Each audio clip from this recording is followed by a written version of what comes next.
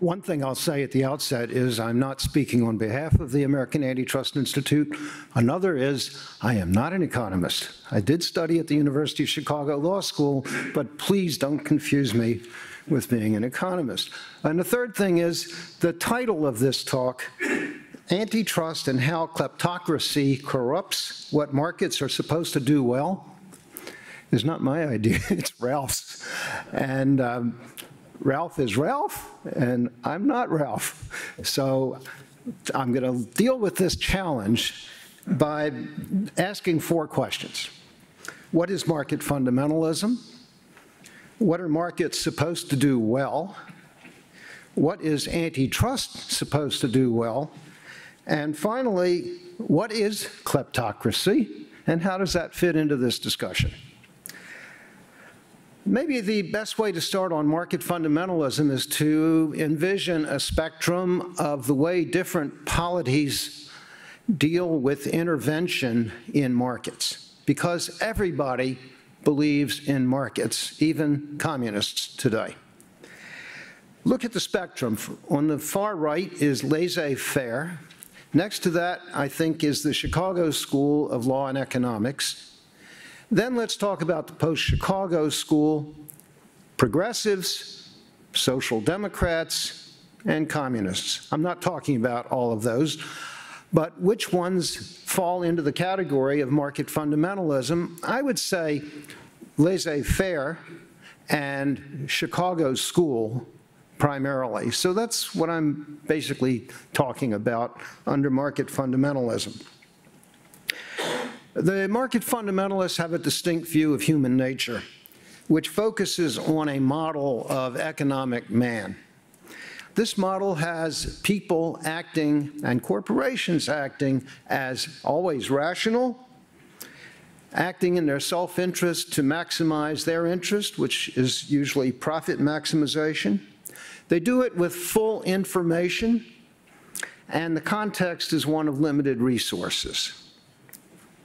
It's interesting, this is all, it has empirical aspects, but it's basically theoretical. The business schools, as opposed to the economics departments, take a different view of competition. And it's fundamentally different. It says, when you look at the way strategic management is taught and the textbooks that teach it, it's empirically based, because what business schools want to teach is what works. It says people are not always rational, and businesses are not always rational in their decision-making. They don't have complete information. In fact, it's usually very incomplete. And what is sought is not to maximize profits, but to obtain and maintain competitive advantage in the marketplace. Quite different, and important to understand the difference in perspectives. Now, the market fundamentalists take the extreme position in favor of private actors and in opposition to state intervention. They're highly individualistic. They're skeptical of a common good that can be obtained through the state, other than the necessities of police and defense and having the rule of law that will protect contract rights and property rights. Typical strategies that they adopt are deregulation, privatization, contracting out, and they seek the unlimited opportunity for the able and the ambitious. The key word is efficiency. And not only is government deemed inefficient and incompetent, but under the theory of what's called public choice, there's no such thing as a public interest. Remember, rational activity involves self-interest. So naturally, that should apply to people in government as well. If that applies to people in government who are acting in their self-interest and promotion of their political lives, then there's no public interest. If there's no public interest, anything government does is likely to be bad. That also leads to another important aspect, which is recognizing that government intervention will sometimes make mistakes. Where do you want to err? Do you err on over-enforcement or under-enforcement? And market fundamentalists with this attitude toward government naturally say, let's err on the side of non-interference. In other words, let the market work itself out. The problem with market fundamentalism is not that there are no good ideas in here. It's not that markets are a bad idea. It's that their ideas go to harmful extremes that are unjustified and unsupportable. What are markets supposed to do when they work well? First of all, they facilitate the voluntary, I'll stress the word voluntary, exchange of goods and services between willing sellers and willing buyers. So it's freedom-oriented. Robust competition is supposed to, and generally does, keep prices near costs. That's good for consumers. In a world of limited resources, markets lead to the most efficient means of production. That's good because you don't want to waste limited resources. Competition assures that resources will be employed by those who can make the most efficient use of those resources, and that's called allocational efficiency. Now, the two efficiencies I've mentioned, productive and allocational, are both static. But markets also drive dynamic efficiency. And this is where you get innovation. Innovation gives you growth. Growth gives you a larger pie so that with proper political distributional decisions, more people can be prosperous and live in better ways. On the political side, markets decentralize both economic and political power. The main alternative is central planning. And I think that market fundamentalists have a good point when they say that central planning is very complicated, very difficult to pull off in an advanced industrial society, and likely to have large and irreversible mistakes. Finally, I want to say that markets operating well can shift blame from politicians to markets. The market made it happen, not the politicians. So this eliminates from the discourse a lot of decisions that are really quite political at their base. This is an easy area to talk about and disagree on. But let's move on to what is antitrust supposed to do well. First of all, it's supposed to maintain robust competition by enforcing the laws against restraint of trade, anti-competitive mergers, and abuse of monopoly power. And these, of course, are the Sherman Act, the Clayton Act, the Federal Trade Commission Act, and a multitude of state antitrust laws. Some market fundamentalists would abolish antitrust completely. They say that it is undisciplined, it's highly discretionary, and it amounts to theft. I've been accused of being a thief in this regard. It's theft because it interferes with property rights. It may take away certain property rights. Okay, so they're abolitionists. That's some of them, the Cato Institute, for example. But the Chicago School is much more inclined to defend antitrust in a very narrow way, but to defend it. The market fundamentalists don't want high levels of concentration in theory, but when concentration results from economies of scale and economies of scope, that's okay, that's efficient. And so it also, as Justice Scalia used to point out, it can be an incentive for entrepreneurs and investors. There is no implication from antitrust that, did I lose the mic? There we go. There's no implication that every market has to be highly fragmented or that monopoly itself is illegal. monopoly is illegal if it's obtained illegally or if it's abused. Complicated questions. But what antitrust tries to focus on are market failures where robust competition is not present. This is not an easy question. What is a market failure? How do you know that there's a market failure? And that is one of the big distinctions between the market fundamentalists and those of us who wish to see more intervention. We're more likely to spot market failures and to believe that they need to be dealt with in a relatively near term rather than through some sort of a trickle-down theory that may apply decades later. Altogether, you've got a lot of complexities here. The question of whose welfare is antitrust supposed to support? Is it consumers? Is it producers? Is it the society as a whole? What is the objective? And they'll tell you that the objective is consumer welfare, but that has many meanings and doesn't necessarily relate to the kind of consumers that we're talking about here.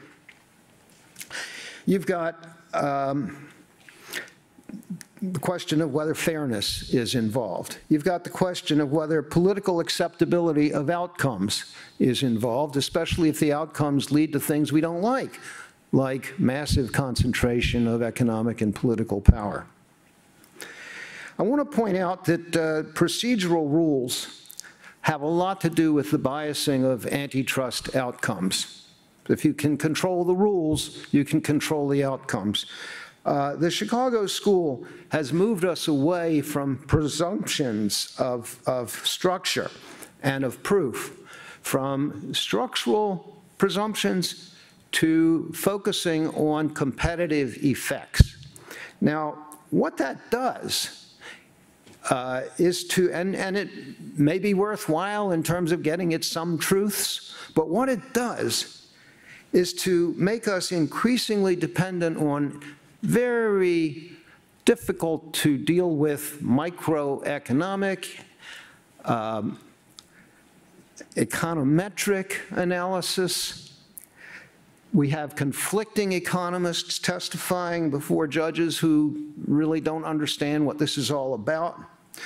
We have a burden of proof that focuses on what's going to happen in the future. You can't prove the future, and without some presumptions, you've developed a system that is very, very expensive and time-consuming, and in that way alone is biased in favor of the large companies who are the usual defendants in antitrust cases. An example of this movement away is in the question of whether a particular case gets resolved as per se illegal or under the rule of reason. The rule of reason basically means you throw in the kitchen sink. That's when you get a really expensive, difficult case to prove and very much biased in favor of the large companies and not consumers or small businesses. Another example of the rules is what we've been seeing, as Ralph mentioned, with mandatory arbitration, and particularly if, in view of antitrust, no more class arbitrations.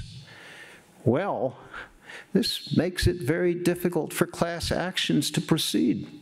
And without class actions, we've lost a huge bit of the leverage that antitrust is supposed to provide.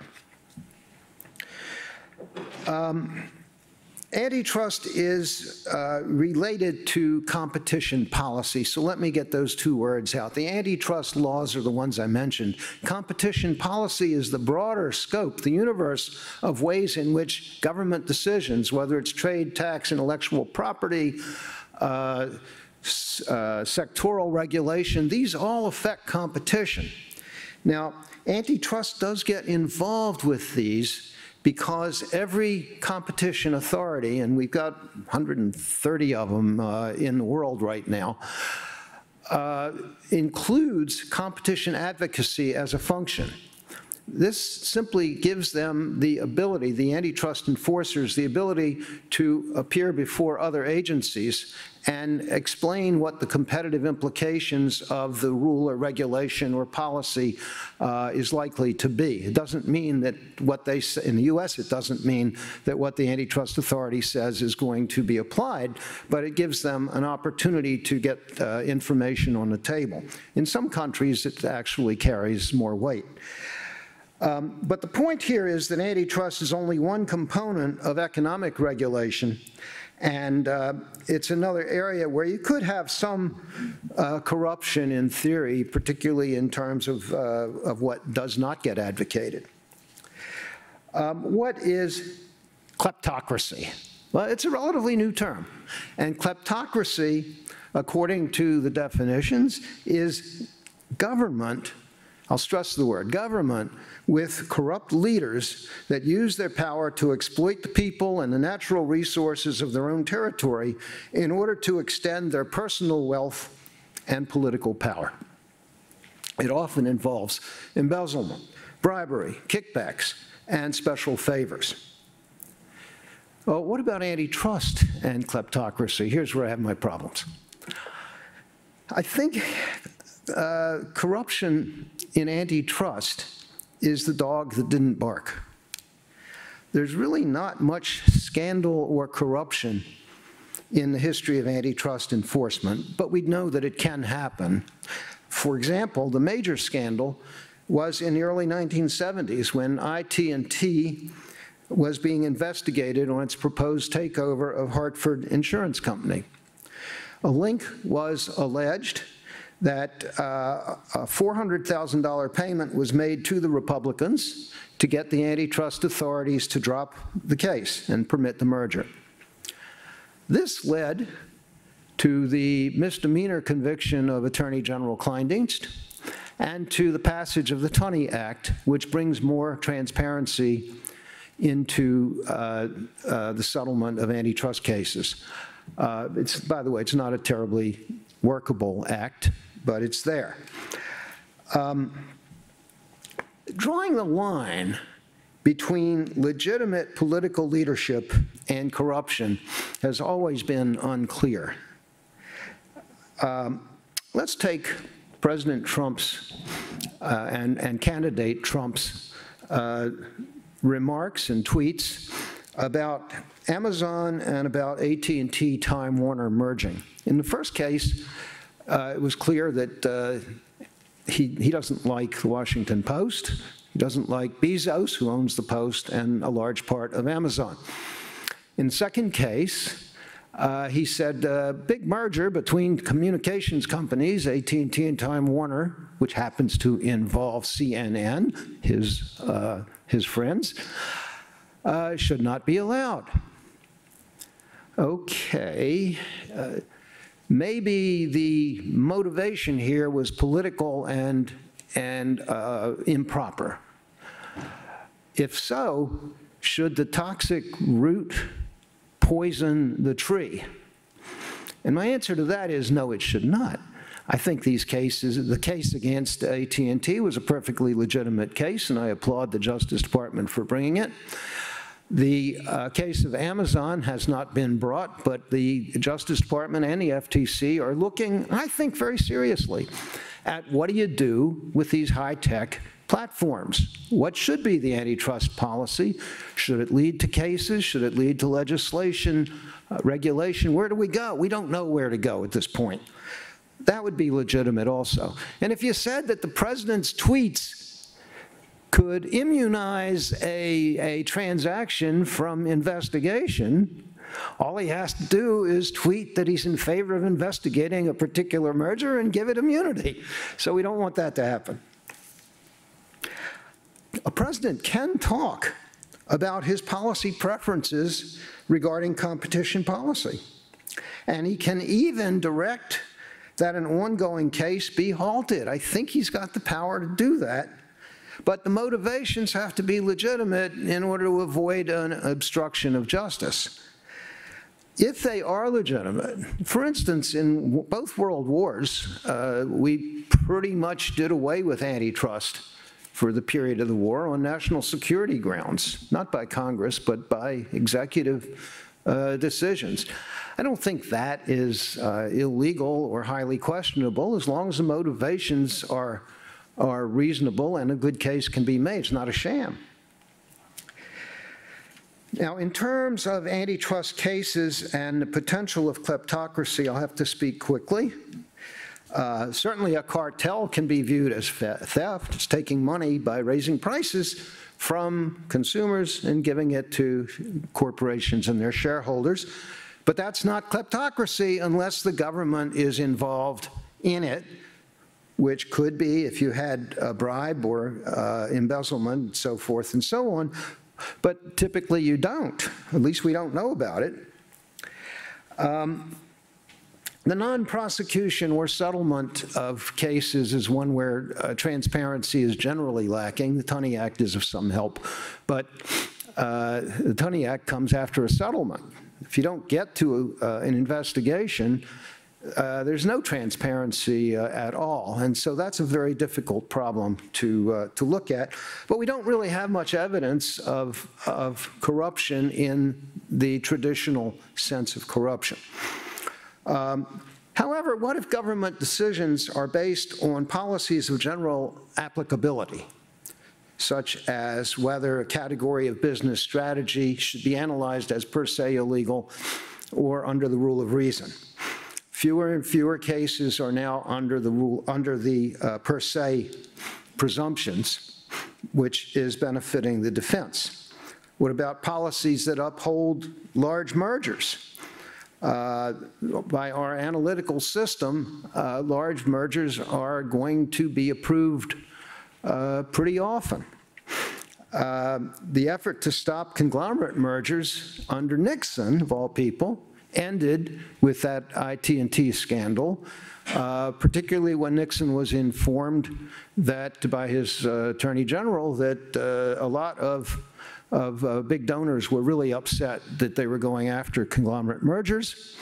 And so Assistant Attorney General McLaren was elevated to a federal court, and his successors have never really challenged conglomerate mergers. We don't have a policy for dealing with conglomerate mergers, and that's where the really big agglomerations of economic power occur. We've had very few unilateral conduct cases, which is the modern term, the economic term for monopoly, anti-monopoly. Very few since the Chicago School became dominant. Vertical relations have basically been freed up from oversight. So now we have big power buyers like Walmart who can do what they want because they're with their vendors, with their suppliers, with the retailers that have, and in Amazon's case, the retailers that deal with them. We got a big gap in the law there. It could be filled, but it would probably take legislation to do it. The kleptocratic trick is to embed the rules that will let your companies avoid investigations or win the cases that are brought. If time would permit, I would get into the revolving door and more about the public choice theory and how they fit into this, but I can't. So let me just summarize by saying often it's campaign finance that's affecting political leadership and down the line of appointees such that appointees, including judges, will be people pre-committed to favorable ideological parameters. Their decisions will generally be predictable in a certain direction based not on outright government corruption, but on ideological capture. So thank you, Ralph, for this opportunity to speak.